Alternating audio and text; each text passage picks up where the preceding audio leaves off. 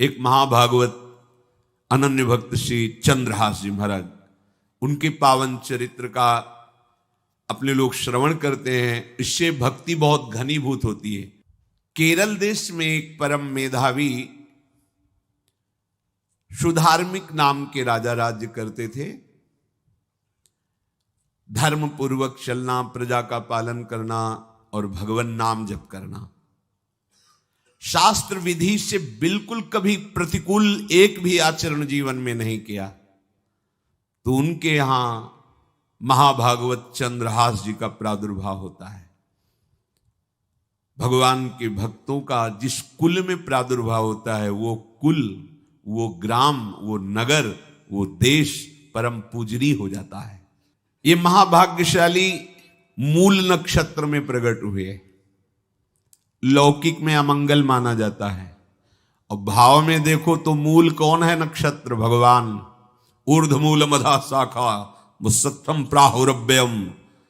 सबके मूल कौन है? श्री भगवान। किस नक्षत्र में पैदा हुए? मूल में, भगवत स्वरूप। और लोक में माना जाता है कि मूलन में पैदा हुआ है लड़का, अमंगल है, कुछ नष्ट ही होगा, संसार बड़ा विचित्र है। जैसे बालक रोता है ऐसे उनकी आवाज में निकला कृष्ण कृष्ण। बड़ा आनंद हुआ सुधार्मिक राजा को कि हमारे कोई महाभागवत पधारा है, क्योंकि ये भजन करके पूर्व जन्म में ऐसी भागवती की स्थिति प्राप्त की कि अबोध अवस्था में ही श्रीमुख से कृष्ण नाम निकल रहा है। आनंद उत्सव मनाया जा रहा है। राजा है, राजकुमार प्रकट हुआ, और दूसरी बात वो स्वयं भक्त हैं और भगवान का ऐसा भक्त जो जन्म लेते ही कृष्ण नाम उच्चारण किया। ये आनंद ज्यादा दिन टिका नहीं। रोज बधाइयां हो रही, आनंद उत्सव मनाए जा रहे।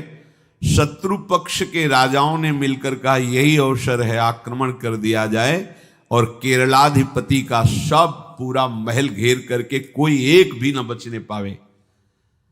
शत्रु पक्ष के राजाओं ने घेर लिया। आसपास से राजा और सैनिकों ने घेर लिया। अब वो असावधान थे, आनंद में पुत्र हुआ है, बधाइयां, कोई संभावना ही नहीं थी। गुप्त रूप से शत्रु पक्ष के राजाओं ने आक्रमण करके घेर लिया। अब राजाओं की कई सेनाएं और इनकी असावधानी पूर्वक आनंदमयी वृत्ति में कोई पहले से पता हो तो तैयारी करते, तत्काल आक्रमण को रोकने का प्रयास किया पर असफल रहे। इनके सैनिक भी मारे गए, राजा भी मारे गए, राजमहल को घेर लिया गया, कोई भी एक भी बच के न जाने पावे। तो राजमाता जिनसे चंद्रहास जी का प्रादुर्भाव हुआ था, उन्होंने धाय मां को कहा कि मेरे पुत्र को बचाने में तुम समर्थ हो, मेरे तो प्राण नहीं बचेंगे, अगर ये लोग नहीं मारते तो मैं अपने पति के शव के साथ सती हो जाऊंगी। पहले ऐसी धार्मिक निष्ठा माताओं बहनों में होती थी कि धाय मां ने विचार किया कैसे बचा सकती हूं, आसपास तो सब सैनिक घेरे हुए हैं। तत्काल उसने विचार किया कि अगर हम इनको राजकुमार की तरह ले जाती है तो हमें भी मारा जाएगा और इनको भी मारा जाएगा। देखो कितनी विपत्ति जन्म लेते हैं। कोई प्रश्न कर सकता है कि महाभागवत जिनके घर में प्रकट हो तो वहां धन वैभव सुख संपत्ति बढ़नी चाहिए, यहां तो जन्म से ही जैसे वहां माता पधार गई, ये क्या है?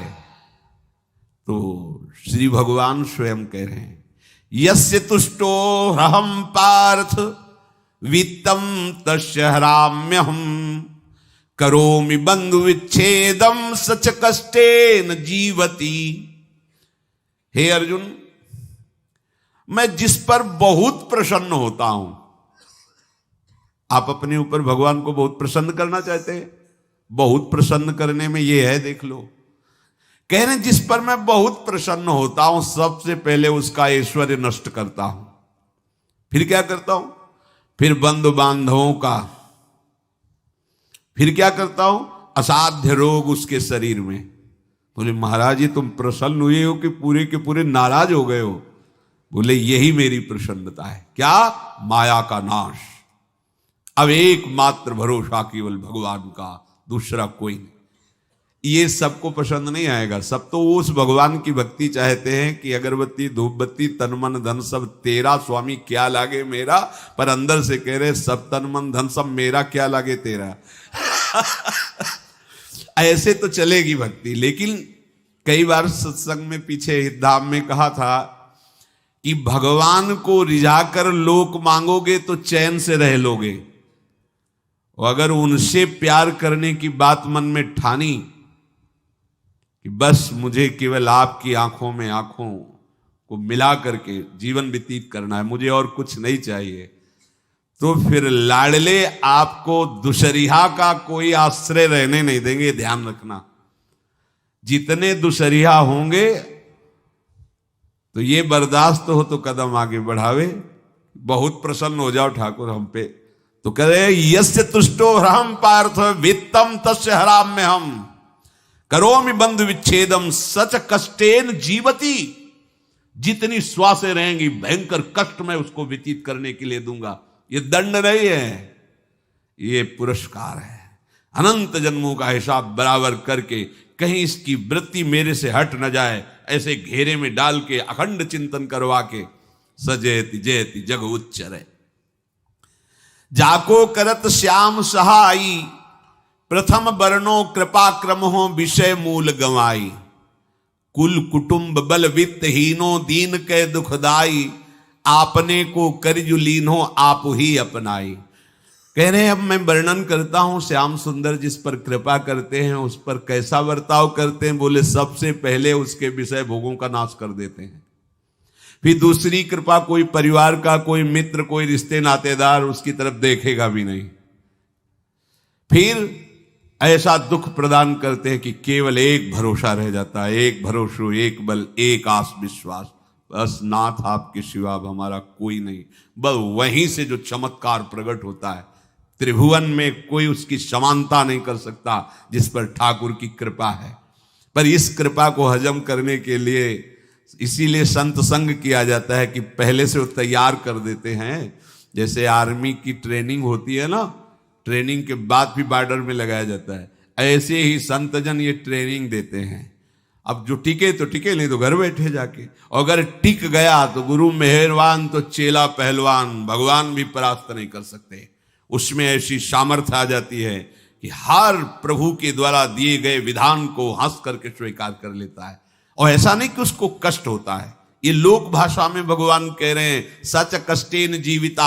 नहीं तो जिस चिदानंद में वो सुख भोगता है वो ब्रह्मा को भी नहीं प्राप्त है जो भक्त को प्राप्त होता है। भक्त का वैभव दिव्य होता है, चिदानंद में होता है। ये तो पापियों के पास भी वैभव है, रुपया पैसा कुटुंब परिवार। भगवान के दास के पास जो वैभव होता है वो अचिंत्य है, तुम चिंतन भी नहीं कर सकते, ऐसा वैभव होता है। धाय माने सेविका का रूप तत्काल लिया, जिससे पोछा झाड़ू लगाने वाले, और कुछ दोने पत्तल डाले, उनके नीचे चंद्रहास जी को डाला, ऊपर से करके इसे माथे पे रख के निकली। सैनिकों ने पूछा इसमें क्या है, तुम उनका राजघराने के दोने पत्ते जूठे दिखा। ऐसे नीचे किया तो देखा सब ऊपर जूठन पड़ा। हाँ चल निकल, जल्दी भाग यहां से निकल। बस वो भागी, बचा ले गई। वो कुंतलपुर पहुंची और वहां के जो मंत्री दृष्ट बुद्धि थे उनसे प्रार्थना की कि मैं सेवा कला में बड़ी प्रवीण हूं और ये मेरा पुत्र है, अगर आपकी कृपा हो जाए तो कुछ समय के लिए हम आपकी सेवा में, महल सेवा में रहेंगी और हमारे पुत्र का पालन पोषण हो जाएगा। उनकी परीक्षा ली गई तो राजघराने की सेविका थी, परम प्रवीण थी, पर उन्होंने ये परिचय नहीं बताया। विधि विधान से राज्य की सेवा में प्रवीण दासी पाकर उसको अच्छा लगा, ठीक है आप रह सकती है। अभी चंद्रहास जी 3 वर्ष के ही थे कि धायमा पधार गई और ये हर समय कृष्ण कृष्ण कृष्ण कृष्ण कृष्ण नाम इनके चलता रहता था। अब जो उनका दुलार करने वाली थी धायमा, वो भी पधार गई तो कौन उनकी तरफ देखे। पर बहुत ही गौर वर्ण, बड़े ही सुंदर अब वो गलियों में भटकने, निकाल दिया महल से जब धाय माँ मर गई, क्योंकि धाय माँ की सेवा कारण उनको रखा गया था। 3 वर्ष के बालक गलियों में, तो कोई भी माँ देखती उनको तो कोई उनको वस्त्र पहना देती, कोई भोजन करा देती। ऐसे ही भगवान के भक्तों की बड़ी विचित्र लीला होती है। यहां चंद्रहास जी को जो भी माता बहन देखती कुंतलपुर के गलियों में, तो कोई वस्त्र, कोई स्नान करवा देती, कोई काजल लगाती, कोई भोजन पवा देती। परमहंसों जैसा जीवन कट रहा है। कृष्ण कृष्ण कृष्ण कृष्ण। 14 भुवनों में जिनकी अव्याहत गति है, जो सबको देखते रहते हैं, श्री देवर्षि नारद जी। ये कृष्ण कृष्ण बोलता है बालक, और इसका हरि के सिवा कोई नहीं। तो एक दिन एकांत में बैठे हुए थे बालक चंद्रहास जी, नारद जी पधारे हैं, भाई जी से मिले हैं। स्वप्न में कितने महापुरुष मिलते हैं जो भजन ठीक से करते हैं, ये बड़े बड़े महापुरुष आकर के उपदेश करते हैं। ये त्रिकाल सत्य हैं, कोई ऐसा नहीं है कि ये कहानी हैं, अभी हैं। जहां आप भगवत चिंतन करेंगे तो आपको परिचय बड़े बड़े महापुरुषों का मिलने लगेगा। नारद जी आए तो देखा आंख बंद किए हुए चंद्रहास जी कृष्ण कृष्ण कृष्ण कृष्ण कृष्ण ऐसा उच्चारण कर रहे। त्रिकालज्ञ सर्वज्ञ नारद जी ने देखा कि ओहो, इतना छोटा बालक और कृष्ण कृष्ण बोल रहा है। नारद जी ने स्पर्श किया दुलार करते हुए, सुनो आंख खोलो। आंख खोल के देखा श्री देवर्षि नारद जी। नारद जी ने कहा, देखो हम तुमको एक अमोघ वस्तु देते हैं, और एक छोटी सी शालिग्राम की, इतनी बड़ी शिवग्रह शालिग्राम का जो वो दिया। बोले धो के पी लेना और दिखा के पा लेना, यही तुम्हारी सेवा पद्धति है। अर्थात स्नान करा दिया और जो तुम्हें मिले इनको अर्पित। तो उन्होंने विचार किया कि धोने के लिए, स्नान कराने के लिए पात्र चाहिए, भोग लगाने के लिए पात्र चाहिए। तो जैसे कोई पान की बीड़ी नहीं, तो ऐसे कपोल में शालिग्राम को रखे रहते, कोई पात्र ही नहीं, कोई सिंहासन ही नहीं, यही धुल गए। चरणामृत अंदर जा रहा, जब पाएंगे तो यही पा लेंगे, साइड में ऐसे करके फिर निकाल के धो। यहां कपोल में रखते छोटे से शालिग्राम चंद्रहास जी, और उपदेश किया भगवान के मंत्र का। जब कोई भगवत प्राप्ति के लिए चलता है तो भगवान ही गुरु रूप से प्राप्त होते हैं, वहां तक तुम्हें पहुंचा देते हैं या उन महापुरुष को आपसे मिला देते हैं। जब कोई भगवत प्राप्ति के लिए जहां चलता है तो ये भगवान अपनी तरफ से कृपा करते हैं।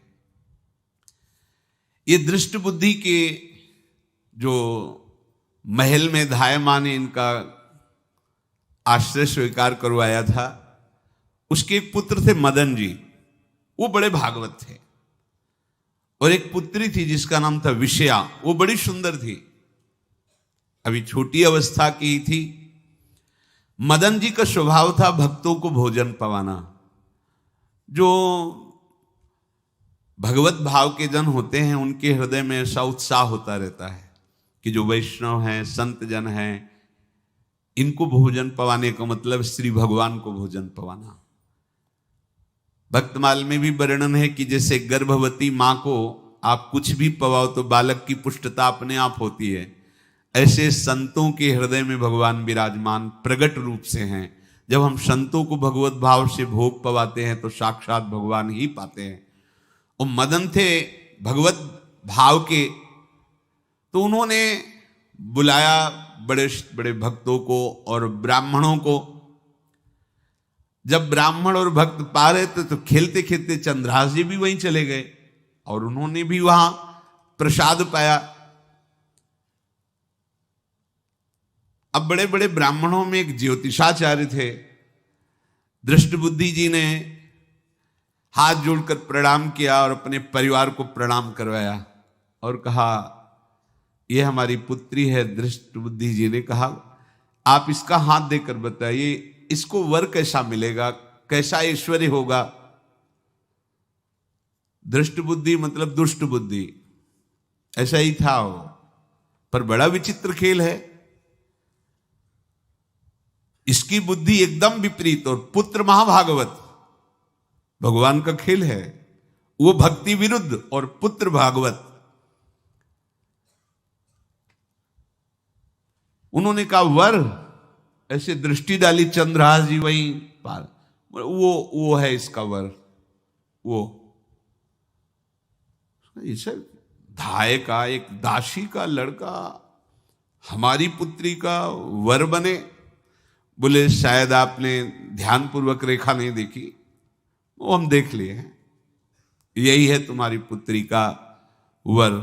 दृष्ट बुद्धि ने विचार किया कि एक भिखमंगा हमारी राजकुमारी पुत्री का दूल्हा बनेगा। पंडित जी को तो दक्षिणा दी, विदा किया और सैनिकों से कहा घर से निकलने न पावे बालक, क्योंकि ज्योतिष पक्की, ज्योतिष शास्त्र सत्य है, पर उसका सम्यक ज्ञान होना चाहिए। भला मुझ सम्राट के मंत्री की पुत्री, वो महामंत्री हैं दृष्ट बुद्धि, और ये एक भिखमंगा कैसे हो सकता है? बड़ा हृदय में जलन हुआ, ये तो बड़ी अपकीर्ति और दुर्भाग्य का विषय होगा, इसी को मरवा डालते हैं, काम खत्म हो जाएगा। निश्चय किया और जल्लादों को बुलाया और कहा बालक जो पंगत में भोग पा रहा है, इसको ले जाओ और जंगल में मार के, और इसका कोई अंग हमें काट के दिखाओ कि हम मार, मतलब पक्का मार देना है। क्योंकि वो इतने सुंदर थे, इतने सुशील थे, इतने प्यारे लगते थे कि कोई भी मारने के लिए तैयार। इसीलिए उसने शर्त रखी, इनका अंग काट करके हमको प्रमाण में दिखाया जाए कि मार दिए गए हैं। चांडालों ने हाथ पकड़ा, चंद्रहास जी को ले गए। चंद्रहास जी का स्पर्श करते हुए उनको ऐसा दुलार होने लगा हृदय में, जैसे मां को अपने बच्चे से दुलार होता है। स्पर्श करते, दरस परस अघनाश, भक्त का स्पर्श ही पापों का नाश कर देता है। वो दो जल्लाद आपस में कहने लगे भाई जीवन हो गया लोगों को मारते हुए, कभी कोई पुण्य का काम नहीं किया। ये देखो भक्त संग का प्रभाव।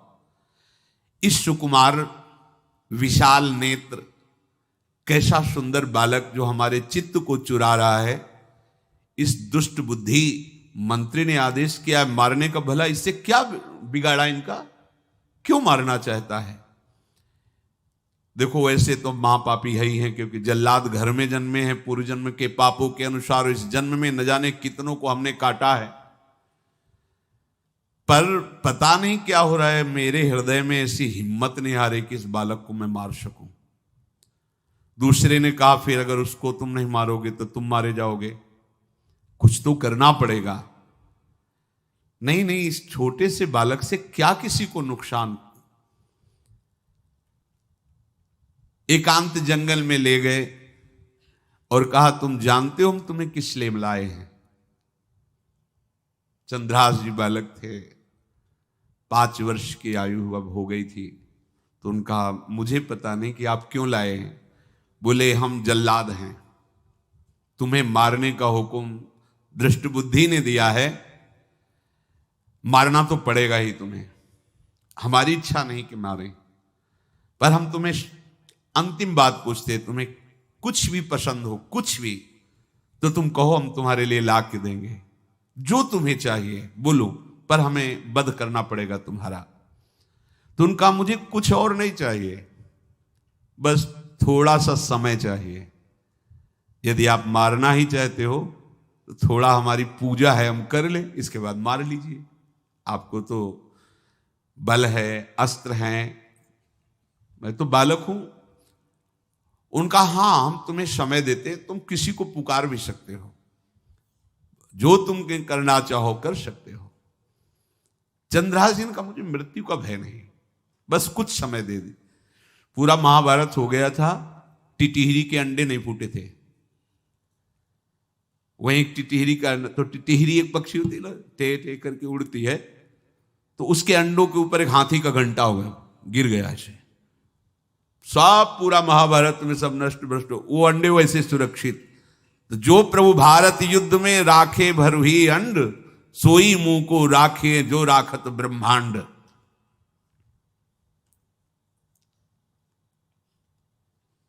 मैं तो अनाथ हूं, श्री कृष्ण के सिवा कोई मेरा है नहीं, मैं किसको पुकारूं? मेरा आश्रय तो एकमात्र वही प्रभु हैं। और निकाला शालिग्राम, यही सिंहासन है शालिग्राम का। भगवान के भक्तों की अपार महिमा है। क्या सेवा, वहां कोई पंचपात्र गंगा जल सब थोड़ी है, लेकर बस आंसुओं से अभिषिक्त कर रहे हैं। प्रभु मुझे तो कोई ज्ञान नहीं कि आपकी सेवा कैसे की जाती, मैं तो अपने मुख में ही आपको रखता हूं। अब मेरे जीवन का अंत होने जा रहा है, बस मैं यही प्रार्थना करता हूं कि मैं आपके ही समीप पहुंचूं, आपका ही स्मरण करूं, आपसे कभी विलग न हूं, एक भी वृत्ति आपसे कभी विलग न जाए। श्याम सुंदर मुरली मनोहर ललित त्रिभंगी ध्यान करते हुए आंख खोली और इशारा किया, काट दो मुझे। जल्लादों ने जब देखा आंसू चल रहे ऐसा, वो बैठ गए अस्त्र रख के और कहने लगे, भाई तुम मुझे मार दो, भले वो दृष्ट बुद्धि मुझे, मैं इस बालक को नहीं मार पाऊंगा, मेरी हिम्मत नहीं। अब कुछ भी हो, मेरा वध हो जाए, पर मैं इस बालक को, गिरे मुरझाई दया आई कछु भाए भरे, ढरे प्रभु और मति आनंद शोभिनी है, हुती छठी आंगुरी सो काट लई दूषण हो, भूषण ही भयो जाई कहीं सांच चीनी है। जब नेत्र का इशारा हुआ कि वध कर दो, तो जो बधिक मारने के लिए आए हत्यारे थे वो आनंद से एकदम प्रफुल्लित हुए और कहा, मैं नहीं मार पाऊंगा तुम्हें। तो एक ने कहा, देखो एक उपाय मुझे दिखाई दे रहा है, इस बालक में विशेषता तो है ही, पर इसके पैरों में देखो, बाएं पैर में एक छठी अंगुली भी है, किसी किसी को होती है। गांव में तो कहते छंगू या छंगा, जिससे होता है ना गांव में, और ये छंगा मतलब 6 अंगुली के। बोले इसको अगर काट लेते हैं तो प्रमाण भी सत्य, जिसकी कसम खवाएगा मैं खा लूंगा कि ये चंद्रहास जी के है, और मैं मार दिया। और कौन इस बालक को ढूंढेगा, जंगल में छोड़ देते हैं, अपनी तो सामर्थ्य नहीं। बधिकों ने, जल्लादों ने ऐसा ही किया।